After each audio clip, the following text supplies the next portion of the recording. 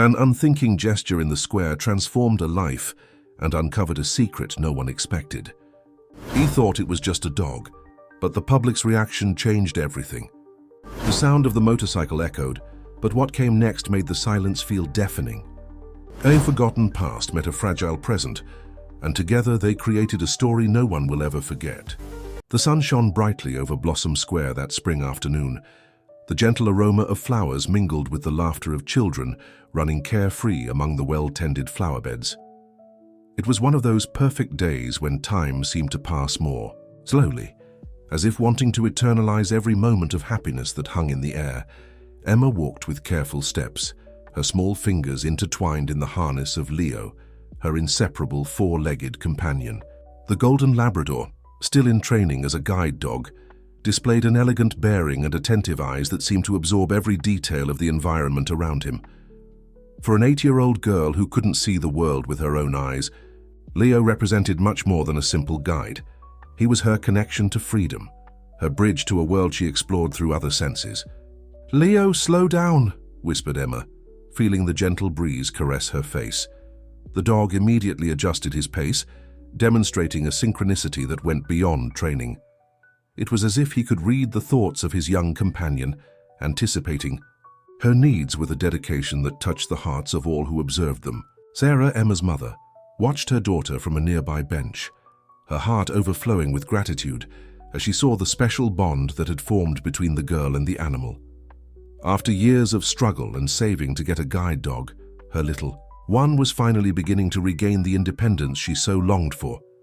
The melodious sound of the small bell Emma carried on her wrist tinkled softly as she walked, creating a unique soundtrack for her daily journey. It was her favorite ritual, strolling through the square on sunny afternoons, feeling the different types of ground beneath her feet, recognizing each tree by the touch of its bark, and identifying birds by their distinct songs. "Mom, can I give Leo some water?" asked Emma, her sweet voice carrying that innocence typical of childhood. Sarah smiled, approaching with the small water bottle and portable bowl they always carried. It was another one of those special moments that had become part of their routine since Leo had come into their lives. As Emma carefully knelt to serve water to Leo, other park-goers couldn't help but admire the scene. The delicacy with which the girl cared for her canine companion was a silent lesson in love and dedication. Some people stopped, smiling at the sweetness of that moment, while others commented quietly about how inspiring it was to see such complicity. The distant sound of a motorcycle cut through the air, initially just another urban noise amid the symphony of the square. However, unlike the other sounds that blended harmoniously with the environment, this one began to intensify, becoming increasingly invasive.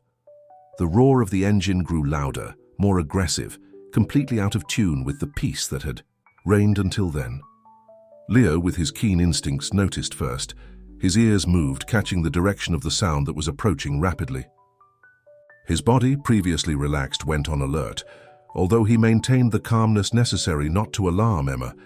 It was this balance between protection and serenity that made him an exceptional guide dog, even while still in training. The other park-goers began to notice the change in atmosphere. Parents called their children closer, conversations were interrupted, and a tense silence began to settle. The noise of the motorcycle now echoed among the trees in the square, like a harbinger that perfect afternoon was about to change drastically.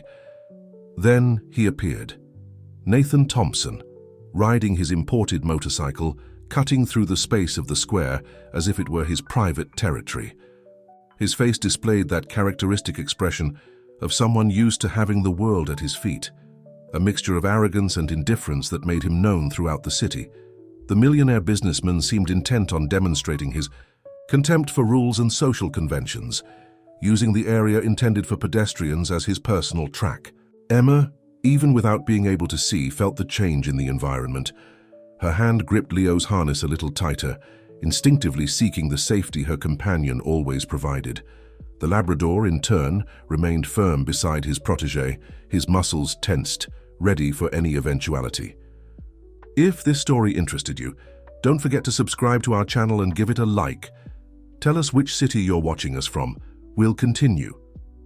The deafening roar of Nathan's motorcycle echoed through the square, making the leaves on the trees tremble.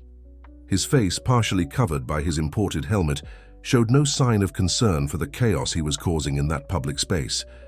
For him, it was just another day when he could display his power and indifference to the well-being of others. Sarah, seeing the motorcycle approaching dangerously close to where Emma and Leo were, felt her heart race. She tried to call her daughter, but her voice was drowned out by the noise of the engine. Time seemed to slow down as she watched, helpless, the scene unfolding before her eyes. Leo, demonstrating a wisdom that went beyond his training, strategically positioned himself between Emma and the trajectory of the motorcycle. His movements were calculated, remaining firm without frightening his young companion. The Labrador knew exactly what to do: protect Emma at all costs, even if it meant facing danger head-on. Nathan, upon encountering the dog in his path, felt a wave of irritation take over his body. To him, that animal was just another obstacle in his display of power, something that dared to challenge his supremacy in that space. Without thinking twice, in a gesture that would shock all present, he directed his foot towards Leo. The sound of the impact was followed by a muffled whimper from the animal, which, even when hit, remained by Emma's side. The Labrador, demonstrating extraordinary courage, did not retreat an inch from his protective position.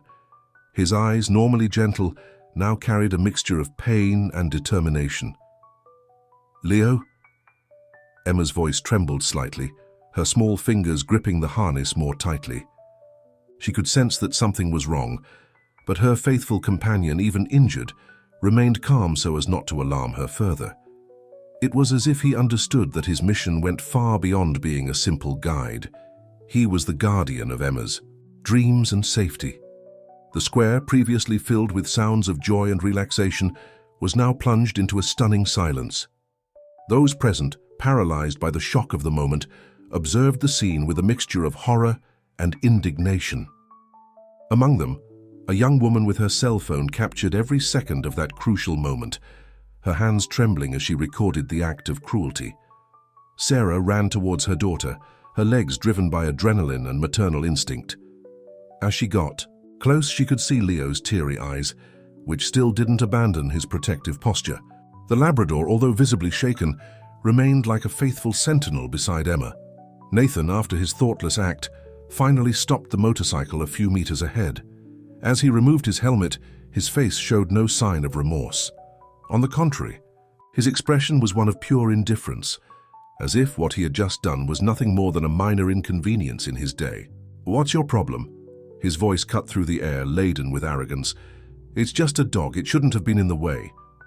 His words, cold and calculated, provoked murmurs of indignation among those present. Some people were already starting to take out their cell phones, photographing and filming the situation. The video of the incident, captured by the young woman who had witnessed everything, began its viral journey through social media right there, at that moment. The images of the millionaire businessman assaulting a blind child's guide dog quickly spread, first through local groups, then gaining ever larger proportions. Sarah, trying to stay calm for Emma, approached Leo to examine his injuries. The Labrador, even hurt, still tried to lick Emma's hand, as if wanting to assure her that everything was okay. It was a gesture of pure love, which contrasted dramatically with the coldness demonstrated by Nathan. "We need to take Leo to the vet," Sarah whispered to one of the people who had approached to help. Her heart was heavy, not only with concern for the animal's physical well-being, but also for the impact this incident could have on the progress Emma had made with so much effort. Emma, feeling the tension in the air and the restlessness of her companion, began to cry silently. Her tears, running down her rosy cheeks, were a silent testimony to the cruelty she had just witnessed. Even without being able to see, she could feel Leo's pain through the special bond they shared, a connection that went beyond words or vision. The veterinary clinic was quiet that afternoon, except for the soft sound of the fan and the constant ticking of the clock on the wall. Emma remained seated in the waiting room, her small hands clasped in her lap, while her mother filled out the necessary forms. The characteristic smell of hospital mixed with the aroma of cleaning products creating an atmosphere that made the girl even more apprehensive. Leo was being examined by Dr. Johnson, an experienced veterinarian who had been caring for guide dogs for more than 2 decades. Her attentive eyes didn't miss any detail as her gentle hands moved over the Labrador's body, looking for signs of more serious injuries. The animal, normally cheerful and full of energy, now showed a different behavior, more restrained, almost hesitant. "Emma, sweetie," Sarah tried to keep her voice steady as she held her daughter's hand. "Dr. Johnson is the best veterinarian in the city. She'll take very good care of Leo." Deep down, however, her heart was heavy. The cost of treatment would be another burden on her already limited budget, but she would make any sacrifice for her daughter's happiness. In the examination room, Dr. Johnson noticed something that worried her more than the physical injuries. Leo, upon hearing a louder noise from the street, had an unusual startle. His eyes, once confident, now showed a fear that she knew well. It was the look of a traumatized animal. The incident in the square had left deeper marks than simple bruises. "Sarah," called the veterinarian after concluding the examination, "we need to talk." Her professional tone couldn't completely hide her concern. "Leo's physical injuries aren't serious, but I'm worried about his emotional state. Guide dogs are trained to remain calm in stressful situations, but a trauma like this can significantly affect their performance." The veterinarian's words fell like a weight on Sarah's shoulders. She knew how much Emma depended on Leo, not just as a guide, but as a friend and companion. The possibility that the incident could compromise this relationship was devastating. "What can we do, doctor?" she asked, her voice betraying her concern. Meanwhile, in the waiting room, Emma was talking quietly with an elderly lady who was also waiting for an appointment. "You know," said the girl, her sweet voice laden with concern, "Leo always knows when I'm sad. He rests his nose on my arm and stays very still until I feel better. Now it's my turn to take care of him." The simplicity and depth of Emma's words touched the heart of everyone who heard them. The receptionist discreetly wiped away a tear, while other clients exchanged moved looks. The purity of the love between the girl and her guide dog was something that transcended common understanding. Dr. Johnson elaborated a recovery plan that included not only physical treatment, but also specific exercises to restore Leo's confidence. "It will be a gradual process," she explained, "but with patience and dedication, I believe we can help him overcome this trauma."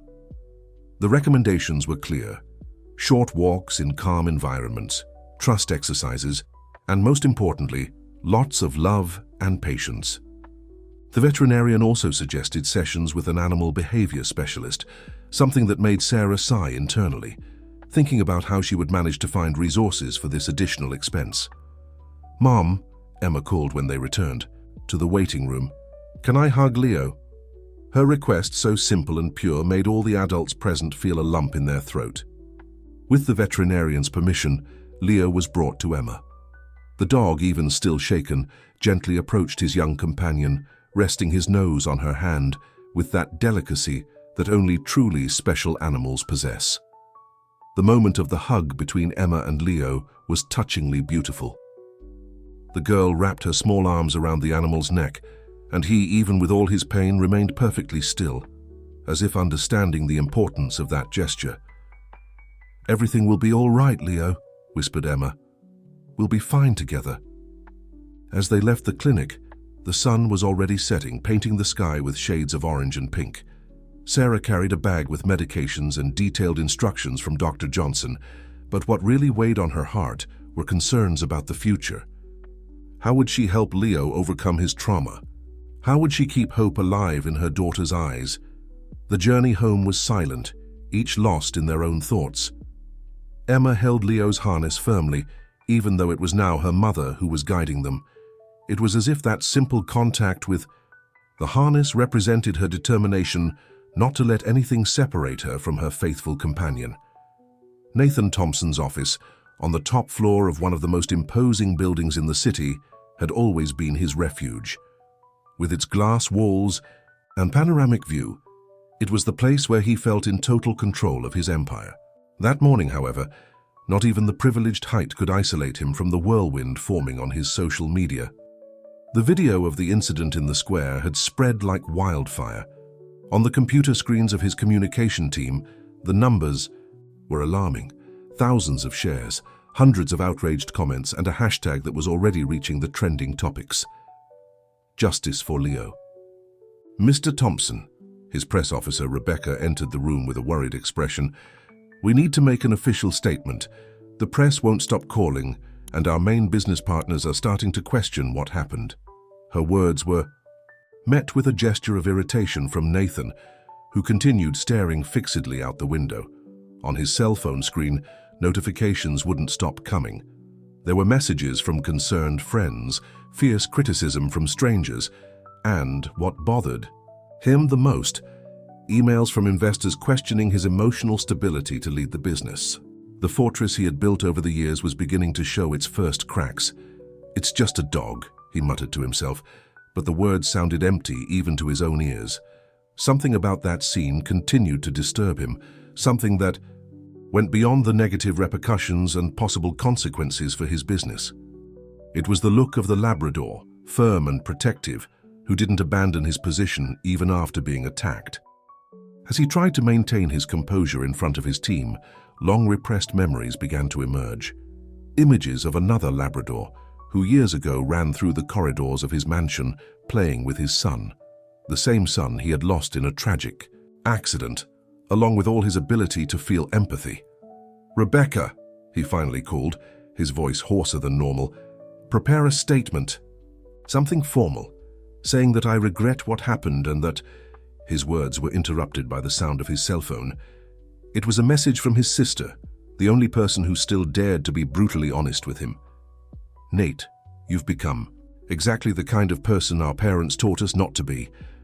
The weight of those words hit him like a punch to the stomach. For a moment, his mask of coldness faltered, and Rebecca could see a glimmer of vulnerability in his eyes. It was as if, for the first time in years, Nathan Thompson was really seeing his own reflection. Throughout the day, the consequences of his actions began to materialize in increasingly concrete ways. An important advertising contract was cancelled, citing incompatibility with company values. 3 meetings with potential investors were cancelled. His schedule, normally packed, was beginning to show worrying empty spaces. On his desk, a folder caught his attention. It was the quarterly report of his social actions, carefully prepared to improve his public image. Now, those pages seemed to mock him, exposing the superficiality of his attempts to appear a conscious and responsible businessman. "Sir," his secretary interrupted his thoughts, "there's a reporter from the local newspaper wanting a statement about the rumor that the dog you hit was a guide dog in training." The information hit him like lightning. He hadn't noticed this detail at the moment of the incident. The image of the blind girl, so vulnerable and yet so dignified, began to take shape in his mind. Nathan dismissed all remaining appointments for the day and remained in his office until nightfall. For the first time in years, he allowed himself to feel the weight of his actions without trying to justify them. In the silence of that room, his sister's words echoed in his mind, mixing with memories of a time when he still knew how to smile genuinely. When he finally left the office, the sky was painted with the same colors of the sunset that had witnessed the incident in the square. Nathan drove his imported car through the city streets, but instead of going home, he found himself following a different path. Without realizing it, he parked near the square where everything had happened. From inside the car, he observed the families still enjoying the late afternoon. Children ran, couples walked hand in hand, and dogs played freely. It was a portrait of the life he had forgotten how to appreciate, a simplicity that his money couldn't buy. The morning was cool when Emma and her mother started the first rehabilitation session with Leo in the small park near their house.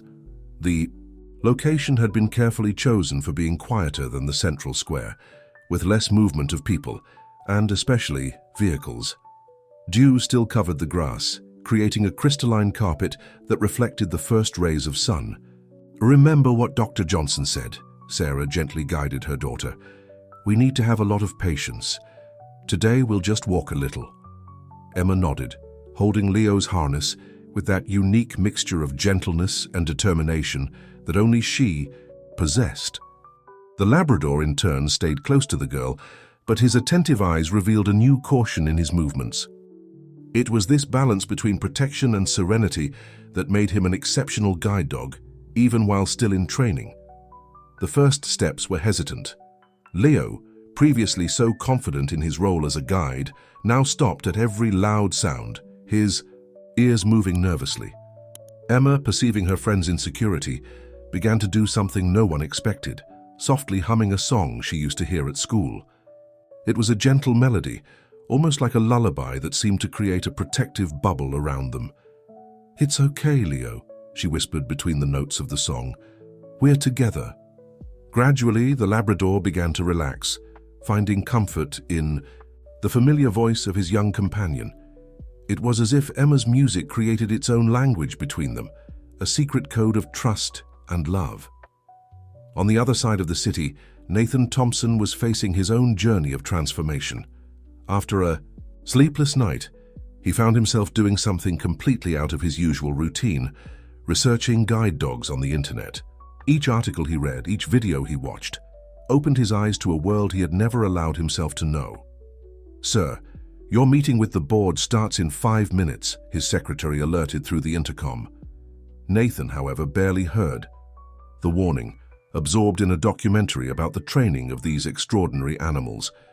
On his computer screen, images of guide dogs overcoming obstacles, guiding their companions with impressive precision, challenged everything he thought. He knew about dedication and purpose. Back in the park, Sarah watched with tears in her eyes the slow but significant progress of Emma and Leo. With each small advance, each moment of regained confidence, she saw hope renewed. An elderly lady passing by stopped to observe, visibly touched by the scene. "Your daughter has a special gift," the lady commented to Sarah. "I've never seen such sensitivity in someone so young." Sarah smiled, silently agreeing. Emma had always had this unique ability to understand others' feelings, even without being able to see their expressions. It was as if her blindness had sharpened not only her other senses, but also her empathy. The morning progressed, and with it, small victories were being won. Leo managed to pass by a group of children playing in the distance without showing so much nervousness. Emma, noticing the evolution of her friend, rewarded each achievement with words of encouragement and gentle caresses on his head. In his office, Nathan was surprised to discover that the training of a guide dog could cost tens of thousands of dollars. His fingers drummed restlessly on the desk as he made mental calculations. The amount that would be insignificant to him represented an immense sacrifice for many families. "Rebecca," he called his advisor through the intercom, "I need you to find out something for me. I want to know more about support programs for families who need guide dogs." On the other end of the line, Rebecca couldn't contain a small smile. It was the first time in years she had heard her boss show genuine interest in a social cause. The day continued its course, and in the park, Emma and Leo finally completed their first rehabilitation session. Although the progress might seem small to a casual observer, just a few laps around the quietest path in the park, for them, it represented a huge step in their recovery journey. "You were amazing today, Leo." Emma hugged her companion, her face radiant with pride. The Labrador responded with a gentle lick on her hand, his tail wagging slightly, a gesture that, although timid, showed that the special bond between them remained intact, just waiting to flourish again in all its strength. Sarah recorded some moments of that morning on her cell phone, thinking of sharing them with Dr. Johnson. The images, although simple, told a story of overcoming that was beginning to unfold. A story that, without them knowing, was about to touch many more lives than they could imagine. The afternoon sun filtered through the curtains of Nathan's office, creating golden patterns on the marble floor. In his hands, an old envelope trembled slightly. It had been years since he had opened that special drawer of his desk, where he kept the memories he tried so hard to keep locked away. Inside the envelope, old photographs told a different story from the Nathan Thompson that the world knew today. In one of them, a boy of about 10 smiled broadly, hugging a chocolate Labrador. Next to him, a younger Nathan with a genuine smile ruffled his son's hair. "Max," he murmured, running his fingers over the image of the dog. Max had been more than a pet. He was his son's best friend, his inseparable companion. After the accident, that took his son, Max also disappeared, as if he had gone in search of his young friend. The pain of that double loss had transformed Nathan into the man he had become. A soft notification sound on his cell phone brought him back to the present. It was another comment on his social media about the incident in the square. This time, however, something in the message made him pause. Sometimes our most thoughtless acts are cries of a pain we can't express. At that same moment, in a small animal physiotherapy room, Leo was participating in his first hydrotherapy session. The warm water of the therapeutic pool helped to relax his muscles, still tense from the trauma. Emma was present, sitting in a nearby chair, her anxious face turned towards the sounds coming from the pool. "He's doing very well," commented the physiotherapist, Dr. Paula, as she gently guided Leo through the water. Animals have an incredible capacity for healing when they're surrounded by love. Sarah observed everything attentively, making mental notes of each progress, no matter how small. Back in his office, Nathan found himself doing something impulsive. He called his sister, Claire, with whom he hadn't spoken in months. The familiar voice on the other end of the line instantly transported him to a simpler time in his life. "Nate." The surprise was evident in Claire's voice. "Did something happen?" "Claire?" His voice faltered slightly. "Do you still have those photos of Max with Gabriel?" The silence that followed was laden with understanding. Claire had always known that, behind her brother's mask of coldness, there was a deep pain that had never been properly processed. "Yes, I do," she responded softly. "In fact, I have something more to tell you about Max, something I never had the courage to say before." At the veterinary clinic, Emma continued her vigil near the pool, her fingers nervously tapping on the arm of the chair. Suddenly, a familiar sound filled the environment. It was Leo swimming to the edge where she was, letting out a cheerful bark for the first time since the incident. "Leo!" exclaimed Emma, her face lighting up with a radiant smile. The Labrador, still in the water, wagged his tail with more enthusiasm, as if wanting to show everyone that there was still joy inside him. Meanwhile, Nathan listened to his sister with a heavy heart. Claire revealed that Max hadn't simply disappeared. She had found him days after the accident, wandering near the cemetery where Gabriel had been buried. The dog was as dejected as his owner, but unlike Nathan, who had closed himself off to the world, Max was still trying to find a purpose. "I took him to an NGO," Claire continued, her voice choked with emotion. "They trained him to be a guide dog. Max spent his last years helping an elderly lady gain independence. He transformed his pain into something beautiful, Nate." The revelation hit Nathan like lightning. His cell phone almost slipped from his trembling hands as the tears held back for so long began to roll down his face. Max's story was like a mirror, showing him a different way of dealing with loss, a path of transformation and purpose. At the clinic, the hydrotherapy session was coming to an end. Leo, after being carefully dried, returned to Emma with a new sparkle in his eyes. Dr. Paula couldn't contain her enthusiasm at seeing the change in the animal's behavior. "You two are quite a pair," she commented, observing how Leo naturally positioned himself next to Emma, gradually resuming his protective posture. "Trust is coming back, and that's the most important thing."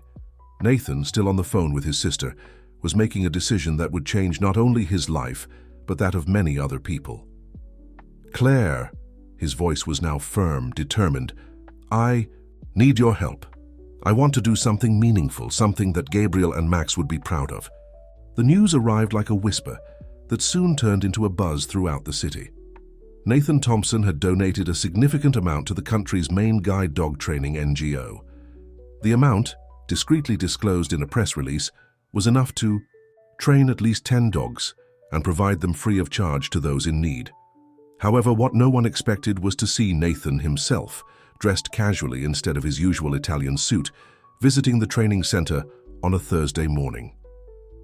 Under the curious gaze of the employees, he walked through the corridors alongside his sister Claire, absorbing every detail of the environment. "This is Carlos, our head trainer," introduced the center coordinator, indicating a middle-aged man with a gentle smile on his face. He's been working with guide dogs for over 20 years. Nathan shook Carlos's hand with a humility that surprised everyone present. "Actually," Carlos commented as he guided Nathan and Claire through the training area, "I remember Max. He was an exceptional dog with a unique sensitivity." The trainer's words made Nathan pause for a moment, his hands resting on the fence that separated the kennels. Meanwhile, in another part of the city, Emma and Leo were facing a new challenge in their recovery journey. Dr. Johnson had suggested they try a walk on the sidewalk of a busy street, but at a quieter time. Sarah chose early afternoon, when traffic was lighter, to conduct the exercise. "Remember, Emma," Sarah guided, walking beside her daughter, "if Leo seems very nervous, we can go back. There's no rush." Emma nodded, her face showing a mixture of determination and concern. Leo in turn remained alert, his steps careful but firmer than in previous weeks. The sound of cars passing on the street still made Leo's ears move nervously, but he no longer stopped at every noise like before. Emma, sensing her companion's tension, began to talk to him in a low voice, as they did during their physiotherapy sessions. "You're doing very well, buddy," she whispered, her voice conveying a confidence that gradually infected the Labrador. With each completed block, it was possible to see the progress in Leo's posture, gradually resuming his function as a guide. Back at the training center, Nathan watched fascinated as a training session was in progress. A young Labrador was learning to guide his trainer, who was wearing a blindfold, through an obstacle course. The precision and dedication of the animal left him speechless. "You know, Mr. Thompson," Carlos began, noticing Nathan's genuine interest, "each dog has its own personality, its fears and strengths. The secret isn't in trying to change them, but in helping them develop their unique potential." Those words hit Nathan in a way he didn't expect. He thought of Leo, the dog he had hurt, and how that incident could have compromised not only months of training work, but also the confidence of an animal that just wanted to fulfill its mission to help. "How?" Nathan hesitated for a moment, his voice betraying his emotion. "How does a guide dog deal with trauma?" The question made Carlos and Claire exchange a significant look. The trainer led Nathan to a nearby bench, where they sat down for a deeper conversation. "It's like with people," Carlos explained patiently. "Each one reacts differently, but with love, patience, and the right support, it's possible to overcome. The bond between the dog and its human companion is fundamental in this process." On the street, Emma and Leo were completing their first lap around the block when something unexpected happened. A car braked abruptly at the corner, its engine roaring loudly. Leo tensed immediately, but instead of panicking, he positioned himself firmly beside Emma, maintaining his protective posture. "That's right, Leo." Sarah couldn't contain her tears of joy at seeing the dog's reaction. "You did it, my dear." Emma, feeling the change in her companion's behavior, broke into a radiant smile. Nathan, after hours at the training center, left with a new perspective and a plan in mind. It wasn't enough just to donate money. He needed to do something more direct, more meaningful. With the help of Claire and Carlos, he began to outline a project that could change not only his life, but that of many other people. "Claire," he said as they walked to the car, "I think I finally understood what you meant about transforming pain into something beautiful." His sister smiled, linking her arm with his as they used to do when they were children. The day ended with promises of change in the air. While Emma and Leo celebrated their small but significant victory, Nathan Thompson took the first steps in his own journey of redemption. Fate, in its mysterious wisdom, began to intertwine these paths in a way that no one could have predicted. The local television program Good Morning City was particularly busy that morning. Producer Sandra rushed from one side to the other, checking the last details before the special interview that would air. The theme of the day was overcoming and second chances, and the guests couldn't be more appropriate. Emma was sitting on the studio couch, her small hands nervously smoothing Leo's fur, who remained serenely by her side. Sarah adjusted her daughter's hair ribbon for the 10th time, trying to disguise her own anxiety. It was the first time they would participate in a television program. "You look great," assured Sandra, approaching with a warm smile. "Leo looks very elegant with that blue bandana." Emma smiled upon hearing the compliment, her fingers finding the bandana she had chosen herself for the special occasion. On the other side of the studio, Nathan Thompson waited his turn, accompanied by Claire. His face, once known for its severe expression, now showed a different serenity. In recent weeks, his guide dog support project had begun to take shape, but this would be the first time he would speak publicly about the subject. "Are you nervous?" asked Claire, noticing how her brother repeatedly adjusted his tie. Nathan just nodded, his eyes fixed on Emma and Leo across the studio. He still hadn't had the courage to approach them since the incident. The program's host, Lisa Sanders, a middle-aged woman known for her sensitivity in conducting interviews, gathered everyone for a brief conversation before going on air. "We're going to do this very naturally," she explained, "like a conversation between friends." The cameras started rolling, and Lisa began the program with her characteristic gentleness. First, she invited Emma and Sarah to share their story. The girl, with surprising eloquence for her age, spoke about her special relationship with Leo and the recovery process after the incident in the square. "You know," said Emma, her sweet voice capturing everyone's attention in the studio, "Leo taught me that being strong doesn't mean not being afraid.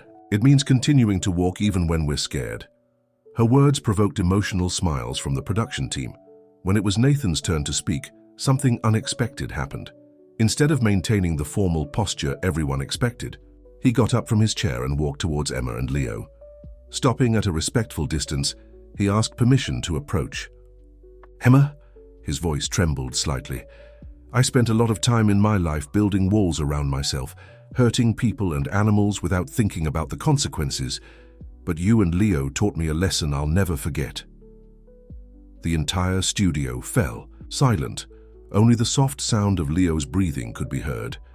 The Labrador, surprising everyone, took a step towards Nathan, his tail wagging slightly. It was as if somehow he could feel the sincerity in the man's words.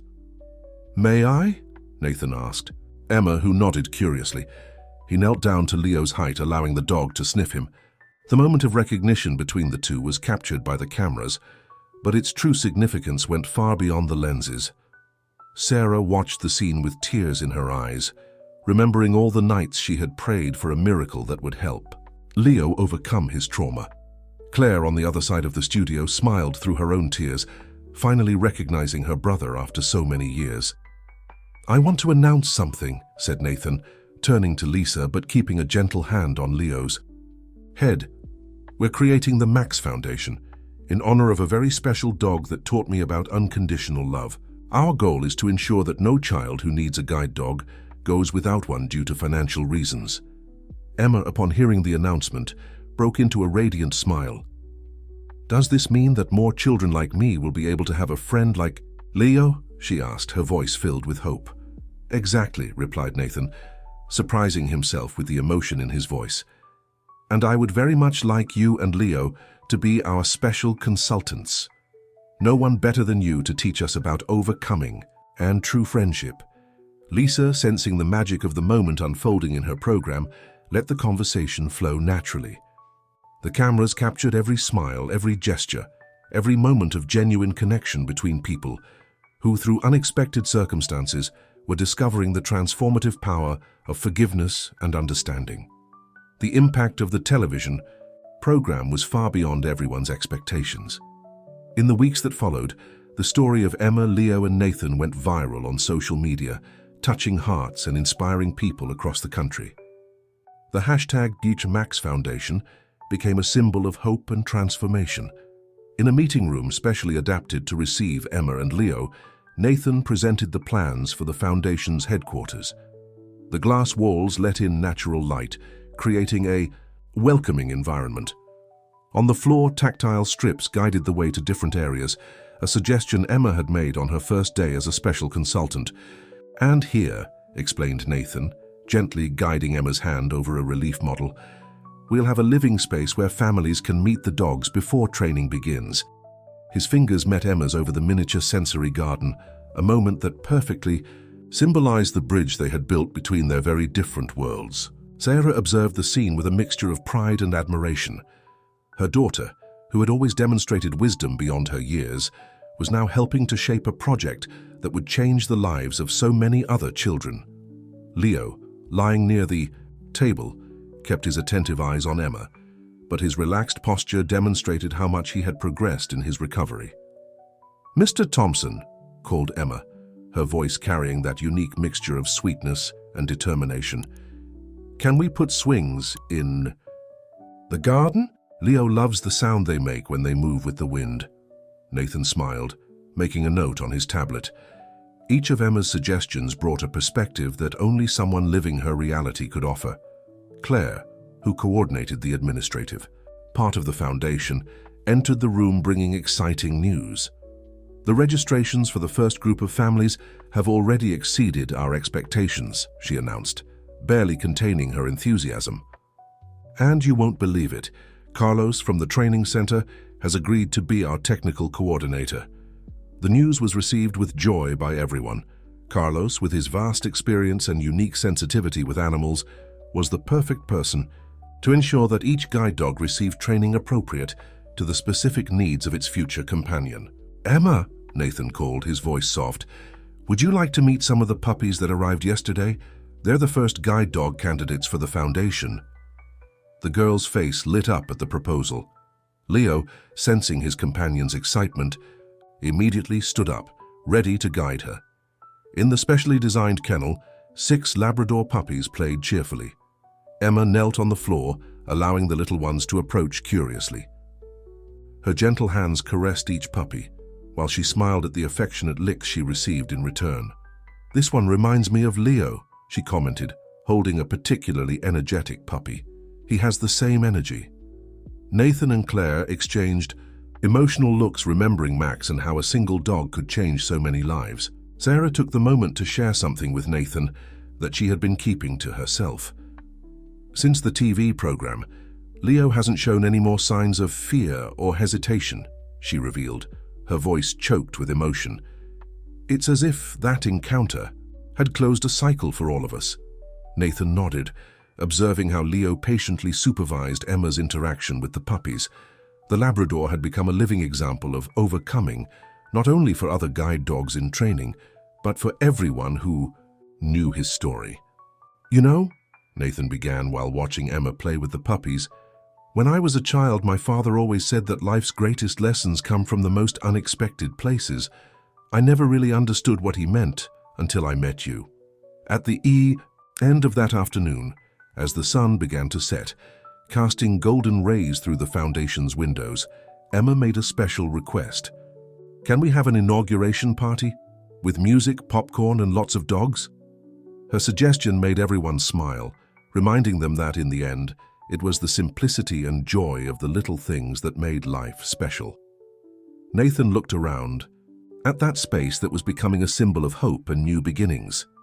The Max Foundation wasn't just a charity project. It was a testament to how love, understanding, and the willingness to change could create waves of transformation that went far beyond their origins. If this story interested you, don't forget to subscribe to our channel and give it a like. Tell us which city you're watching us from. We'll continue. The day of the Max Foundation's inauguration dawned with an exceptionally blue sky. Colorful balloons danced in the gentle breeze, while decorative ribbons transformed the space into a festive setting. The sensory garden, specially designed with Emma's help, exuded jasmine and lavender perfumes, creating a multi-sensory experience for all visitors. Emma was especially elegant that day, wearing a light blue dress chosen by her mother and a tiara with small flowers that Claire had given her. Leo, impeccably brushed, wore a bow tie that matched his young companion's dress, giving him a distinguished air that brought smiles to everyone who saw them. "Is everything perfect?" asked Emma, her hands gently running over Leo's bow tie. Sarah adjusted a rebellious curl in her daughter's hair, trying to contain the emotion at seeing how much her little one had grown amid this whole journey. Nathan, wearing a more casual suit than his usual ones, supervised the final preparations with renewed energy. His eyes, once always serious and distant, now shone with a genuine joy that surprised even his sister Claire. "The first guests are arriving," announced Carlos, who was coordinating the team of trainers. Among them were 5 families selected for the Foundation's first program, each with their own story of challenges and hopes. Soft music began to play, creating a welcoming atmosphere. The aroma of fresh popcorn meeting Emma's special request mingled with the scent of flowers from the garden. In a specially prepared corner, Labrador puppies played in a fenced area, supervised by trainers, enchanting all who passed by. "Emma," called Nathan, approaching with something in his hands, "I have a surprise for you." It was a Braille plaque that would be placed at the entrance of the Foundation. "I'd like you to be the first to read it." Emma's fingers glided gently over the raised dots, and her face lit up with a radiant smile. "Max Foundation, where dreams gain wings and paws," she read aloud, provoking emotional laughs from those present. The inauguration ceremony was simple, but significant. Nathan, with Emma by his side, shared with all present the story that had inspired the creation of the Foundation. He spoke about Max, about second chances, and about how an 8-year-old girl and her faithful companion had taught him the true meaning of strength and overcoming. "Today," he said, his voice laden with emotion, "we're not just inaugurating a physical space. We're celebrating the beginning of a new journey where each bark, each smile, and each step taken together represents a shared victory." Among the guests was also Dr. Johnson, who couldn't contain her tears at seeing Leo, now fully recovered, guiding Emma with the same confidence and dedication as before. The Labrador had become a living symbol of resilience, inspiring other dogs in recovery. The families selected for the first program had the opportunity to meet the puppies that, after months of training, would become their companions. Emma, with her unique sensitivity, helped with the introductions, sharing her experience and answering questions from the other children. "How did you know Leo was the right dog for you?" asked a 10-year-old girl, her voice shy but curious. Emma smiled, caressing her faithful friend's fur. "It wasn't me who chose Leo," she responded wisely. "Our hearts chose each other." Her simple and profound answer perfectly summed up the essence of what the Max Foundation represented. During the afternoon, stories were shared, bonds were strengthened, and new dreams began to take shape. Nathan observed everything with a feeling of accomplishment that he had never experienced in all his years of business success. Claire approached, her brother linking her arm with his as they used to do when they were children. "Gabriel would be proud," she whispered, referring to their nephew. "And Max too." In the center of the sensory garden, the swings that Emma had suggested moved gently with the breeze, their soft tinkling creating a melody that seemed to celebrate each small victory, each shared smile, and each new beginning that this space would provide. 3 months after the inauguration, the Max Foundation pulsed with life and purpose. The sensory garden, now in full bloom, had become a favorite meeting point for families participating in the program. Children's laughter mingled with cheerful barks, creating a symphony that echoed through the corridors of the building. Emma had taken on a special role in the foundation, becoming a kind of junior ambassador. Every Wednesday, after school, she participated in adaptation sessions between children and their future guide dogs. Her presence had a unique effect on both the animals and the children, conveying a confidence that no training manual could teach.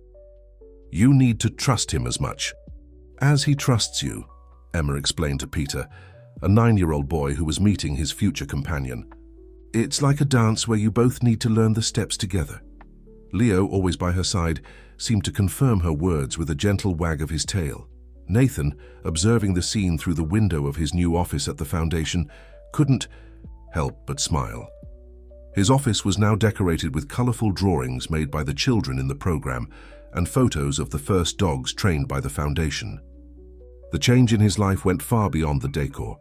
It was in his gaze, in his posture, in his way of seeing the world. "We have an interesting situation," announced Claire, entering the room with a folder of documents. "Remember that businessman who was criticizing the Foundation on social media? He just reached out to us. It seems his daughter lost part of her vision in an accident and—" Nathan raised his hand, gently interrupting his sister. "We don't need to know the details. If "They need help, we'll help." His simple and direct response reflected how much he had changed. The man who once cared only about appearances and power now understood the true meaning of making a difference. In the training center, Carlos was working with a special group of dogs. Among them was Thor, a chocolate Labrador that reminded many of Max.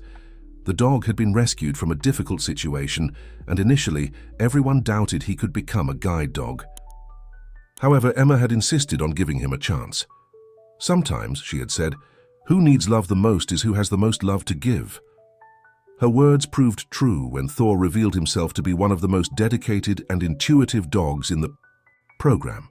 Sarah, who now worked part-time in the Foundation's administration, was organizing a special event, the first graduation of guide dogs trained there. There would be 5 pairs celebrating the beginning of their journeys together, and excitement was already taking hold of everyone involved. "Mom," called Emma, entering the room with Leo, "can I do a special presentation at the graduation? Leo and I have been practicing something." Her face shone with that characteristic enthusiasm that illuminated everyone around her. The news of the graduation event soon spread throughout the city. Journalists began to seek out the Foundation, interested in telling the transformation stories that were happening there. Nathan, who previously avoided the press, now received everyone with the same message. The real story isn't about me, but about each child and each dog that passes through these doors.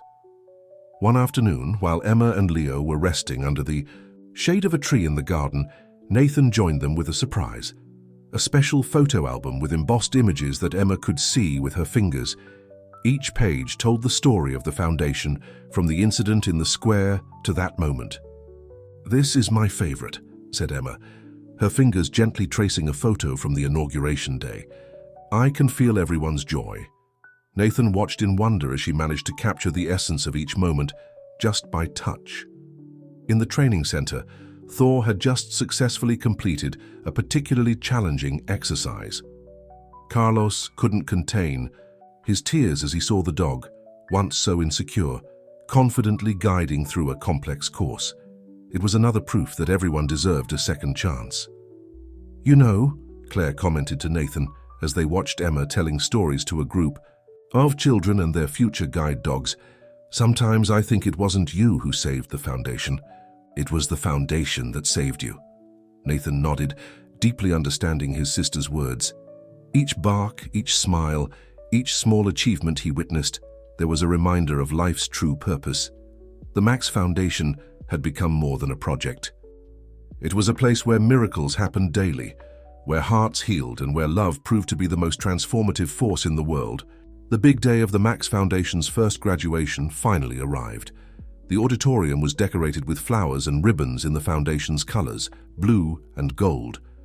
On the stage, 5 chairs awaited the 4-legged graduates, each with a special cushion where the dogs could feel comfortable during the ceremony.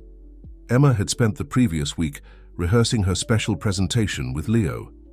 The secret was kept with so much care that not even Sarah knew exactly what her daughter had prepared. Nathan, who had a small idea of what was to come, maintained an enigmatic smile whenever someone asked about the subject. "Are you nervous?"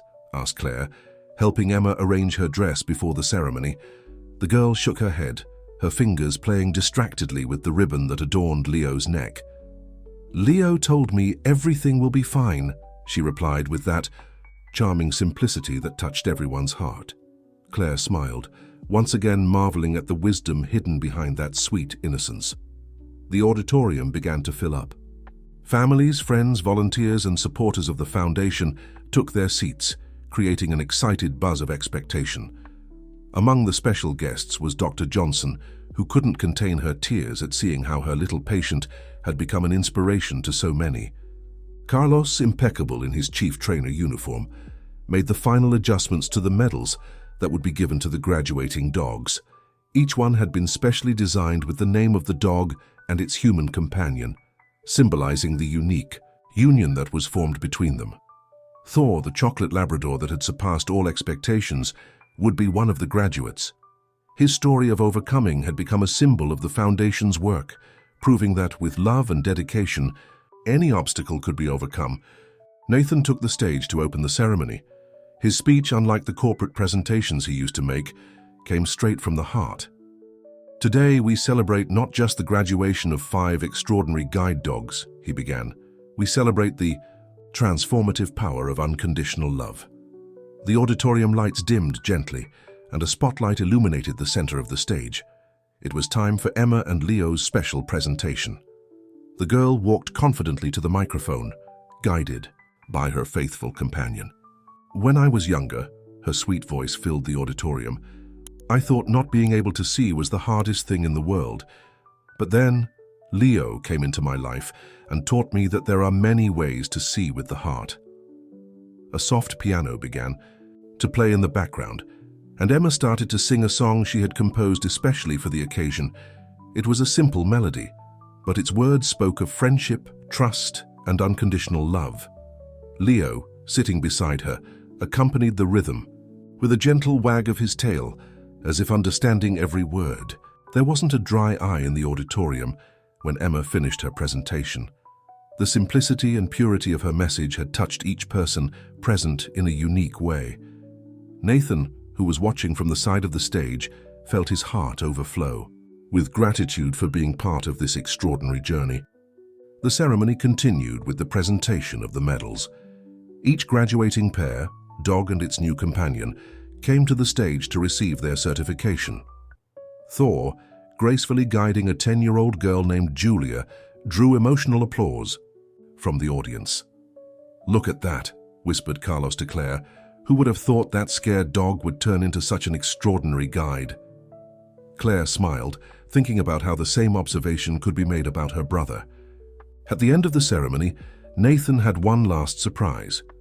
With Emma's help, they inaugurated a special mural in the foundation's lobby.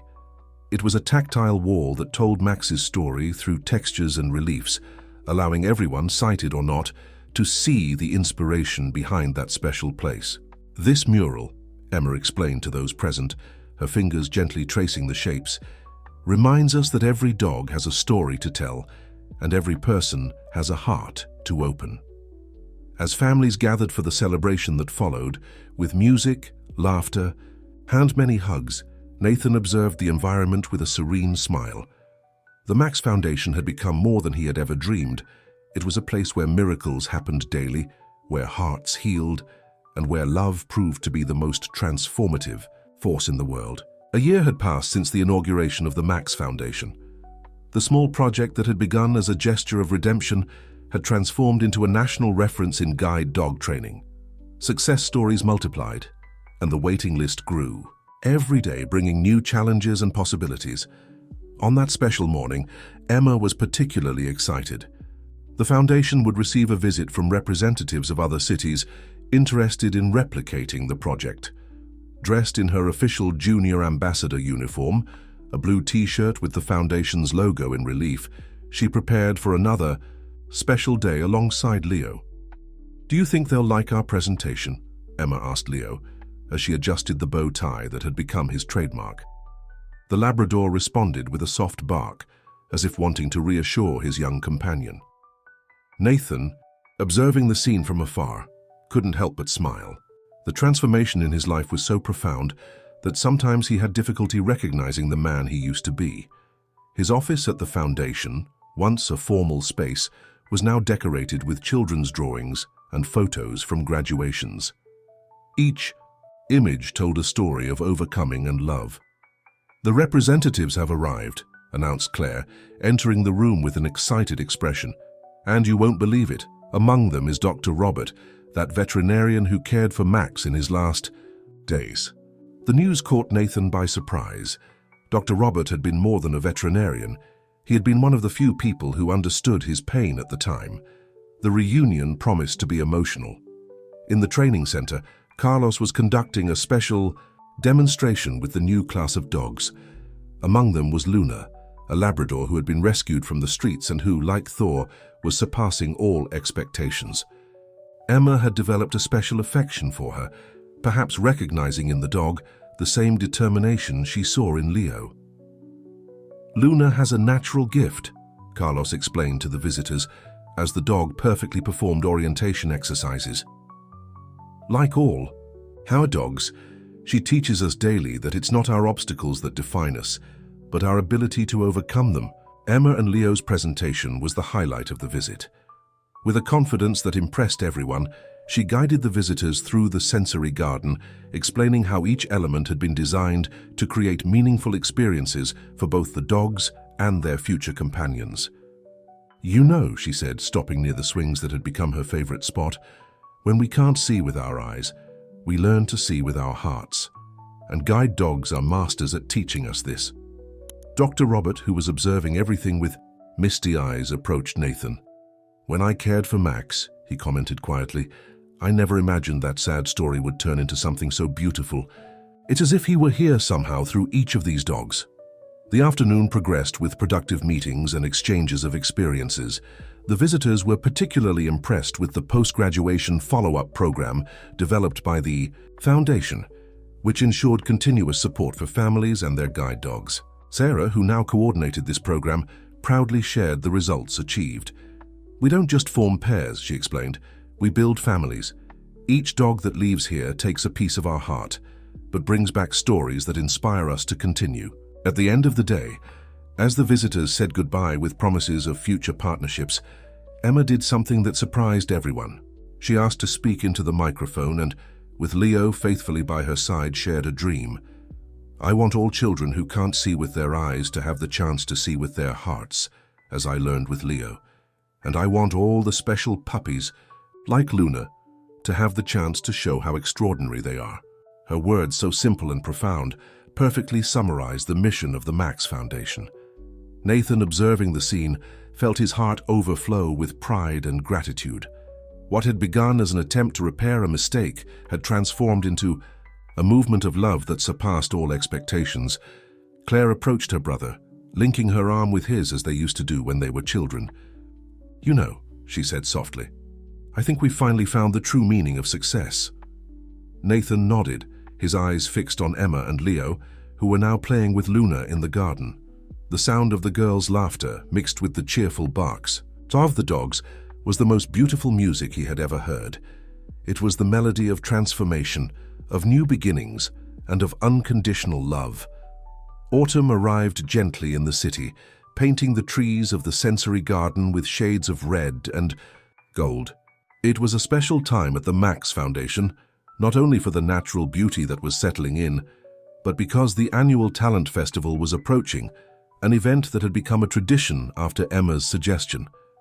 The idea of the festival was simple but powerful, to bring together all the pairs formed by the foundation for a celebration of their talents and achievements. It wasn't a competition, but an opportunity to show how each partnership between dog and human was unique and special.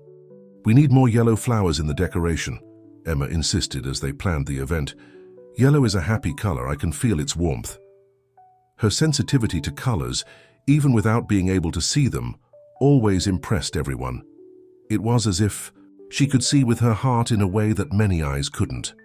Leo, now a respected veteran among the guide dogs, had a special role in the festival. Together with Emma, they would make the opening presentation, demonstrating a choreography they had practiced for weeks. The synchronicity between the two was so perfect, it seemed magical. Nathan spent more and more time at the foundation, finding there a fulfillment he had never experienced in his years of business success.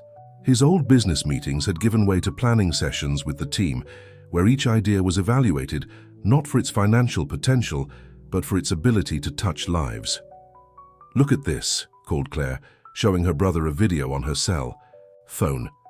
It was a message from a family from the countryside, showing how their son, after receiving a guide dog from the foundation, had started participating in adapted athletics competitions. "Each of these stories is a miracle, Nate." The festival was approaching, and the foundation was buzzing with preparations. Carlos coordinated special rehearsals with the participating pairs, while Sarah organized a photo exhibition documenting the journey of each of them. The photos would be accompanied by Braille descriptions, making the experience accessible to everyone.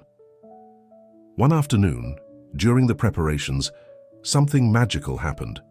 Luna, the rescued Labrador, who was now Julia's companion, surprised everyone with an unexpected talent. When she heard music, She began to move rhythmically, almost as if dancing. "It's like she's smiling with her whole body," Emma described after seeing Luna perform. The discovery inspired a special presentation for the festival. Luna and Julia would do a dance number together with Emma and Leo. The rehearsals for this joint presentation brought moments of pure joy. Julia, who was previously shy and reserved, blossomed with the confidence that Luna provided her. The two girls became great friends, sharing dreams and experiences that went far beyond their visual condition. "How you know what's most incredible?" Julia commented during a break in rehearsals. "Before Luna, I was afraid of everything.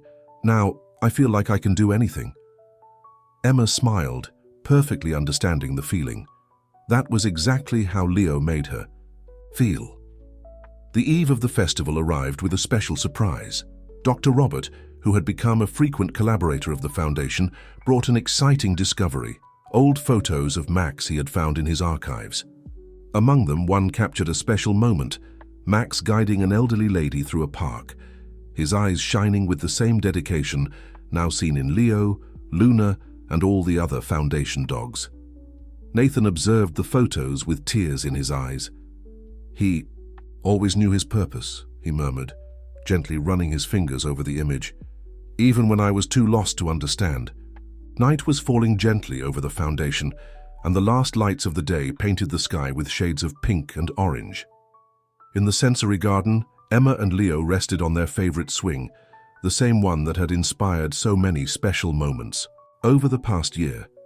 "Leo," she whispered, hugging her faithful companion, "do you think there are stars in the sky tonight?" The Labrador gently rested his nose on her hand, as if to say that the brightest stars aren't always the ones we can see. Claire found the two there, sharing that moment of peace. "Are you ready for tomorrow, little one?" Emma smiled, that smile that lit up the whole environment. "More than ready," she replied, "because when you have love in your heart and a friend by your side, every day is a festival day." The day of the Talent Festival dawned with a special light. The Max Foundation's garden was transformed. Colorful ribbons danced in the gentle breeze. Yellow flowers, chosen by Emma, shone under the morning sun, and the air was filled with expectation and joy. Families from all over the country had arrived to participate in this unique moment. The auditorium, decorated with photos from the exhibition organized by Sarah, silently told the stories of overcoming and love that had blossomed there. Each image was accompanied by Braille descriptions, allowing everyone to see the magic that happened at the foundation. In a special place, the photo of Max, guiding his last companion, reminded everyone where it all began. "Are you nervous?" Nathan asked Emma, finding her backstage with Leo.